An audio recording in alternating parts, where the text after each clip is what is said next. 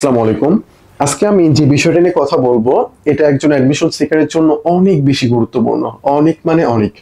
তো কনসেপ্টটা আসলে কি? কনসেপ্টটা হইলো পরীক্ষা দেওয়া কেন জরুরি। রুটিনটা নিয়ে কথা বলবো, যদিও রুটিনটা হইলো এটা ব্যক্তিগত বিষয়, বাট আমার মেইন কনসেপ্ট হইলো আজকে যে পরীক্ষা দেওয়া। ভাই এটা কত লেভেলের যে গুরুত্বপূর্ণ আমি আলোচনা করতেছি। চলো আমরা কিছু মেক করে রাখছি স্লাইডে, এটার সাথে মিল রেখে আমি এটা সম্পর্কে কথা বলবো। প্রথমত এখানে কি বলা হয়েছে, প্র্যাকটিস জরুরি, নতুবা আপনি আপনার অবস্থান থেকে পিছিয়ে পড়বেন। ভাই ব্যাপারটা হইলো, আমি তোমাকে বলি তুমি এটা নিজের সাথে ট্রাই করিও, বা নিজের সাথে ট্রাই করিও, বা আমি তোমাকে জাস্ট নর্মাল বলতেছি।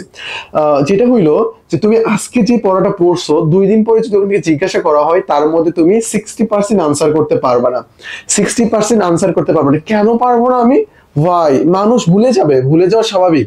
বিশেষ করে জিকে মানুষ যেই পরিমাণ ভুলে যায়, পড়বে ভুলে যায়, পড়ে ভুলে যায়, সবাই এটা এটা আমার তোমার সবার ক্ষেত্রেই প্রযোজ্য, সবার ক্ষেত্রেই প্রযোজ্য। ব্যাপারটা কি? ব্যাপারটা হলো যে আমি যত পড়বো তত ভুলে যাব। তার মানে কি আমি পড়া বাদ দিয়ে দেবো? এমন কিন্তু আসলে না, আমরা পড়া বাদ দেবো না, পড়াটাকে কন্টিনিউ করেই যাব। তো প্র্যাকটিস জরুরি। তুমি যদি প্র্যাকটিস না করো তাহলে তুমি তোমার অবস্থানটা বুঝতে পারবে না। প্র্যাকটিস করা বা এক্সাম দেওয়া, এটার মানে কি? এটার মানে কি আমি নিজেকে অন্যের সাথে তুলনা করতেছি? মানে নিজেকে কেন অন্যের সাথে তুলনা করব? এইটা পসিবল না। নিজেকে অন্যের সাথে তুলনা আমরা করব না। আমরা কি করব? আমরা যেই কাজটা করব সেটা হইলো নিজেকে নিজের সাথে তুলনা করব। আমার প্রিপারেশন গতদিন পর্যন্ত কেমন ছিল, আজকে কেমন, গতদিন কেমন ছিল, আজকে কেমন, কোন অবস্থানে আছি, এইটা হবে আমার।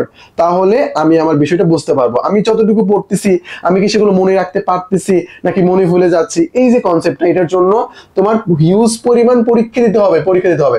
এইটা তো গেলো তোমার নিজেকে যাচাই করার জন্য। পরীক্ষা দেওয়ার বড় ফল কি জানো?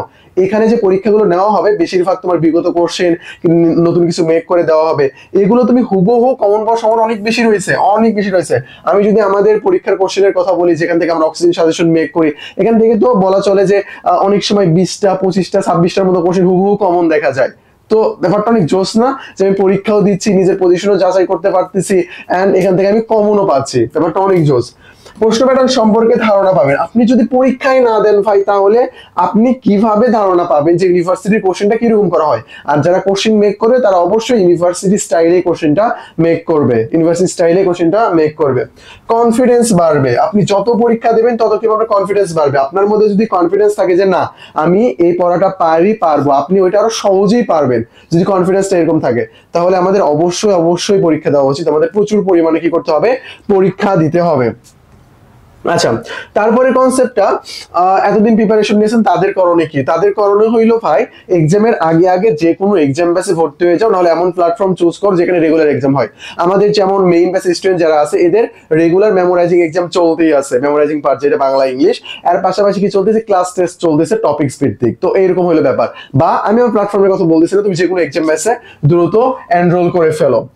তারপর রুটিন মেক করার যেটা, সেটা হইলো যে ভাই 1 সপ্তাহ টার্গেট নিবা, যে 1 সপ্তাহের মধ্যে আমার এই টপিক শেষ করতে হবে। সকালবেলা ঘুম থেকে উঠবা, আজকে কি কি পড়বো ওই রুটিন অনুযায়ী তুমি ওইটা সিলেক্ট করে নেবা। দেন খাওয়া দাওয়া ঘুম বাদ দিয়ে পড়াশোনার দিকে পড়ে যাও। কজ পরীক্ষা কিন্তু নভেম্বরের শেষ থেকে শুরু হওয়ার সম্ভাবনাটা অনেক বেশি রয়েছে। ডেসক্রিপশন বক্সে গ্রুপের লিংক দেওয়া আছে, ওখান থেকে জয়েন হয়ে যাও। ওকে, আমাদের DU foundation, second time foundation, CU foundation, BUP, R U, এগুলো আসলে ইউনিভার্সিটি ভিত্তিক ব্যাচ লঞ্চ করা আছে। তোমার যেটা প্রয়োজন তুমি সেইখানে এনরোল করতে পারো। ওকে, যাই হোক, তারপরে তোমার সিটটা কনফার্ম করার জন্য এই নাম্বারে পে করে তুমি ডিরেক্ট ভর্তি হয়ে যেতে পারো। আর আমাদের GK ultimate suggestions and model test বইটার কথা যদি আমি একটু বলি তোমাদেরকে, তুমি যখন 1000 পেজের বই পড়ে ক্লান্ত হয়ে যাবা তখন বইটা খুলে দেখতে পারো। এখানে আসলে সুন্দর করে বিষয়গুলো সাজানো আছে। আশা করি বিষয়টা বুঝতে পারছো। এই যে আমাদের টেলিগ্রাম নাম্বার, অ্যাডমিশন সংক্রান্ত যে কোনো প্রবলেম এই টেলিগ্রাম নাম্বারে পাঠিয়ে দেবা, সেটা সলভ করে দেওয়া হবে। আশা করি বিষয়টা বুঝতে পারছো। আজকে এই পর্যন্তই। আসসালামু আলাইকুম।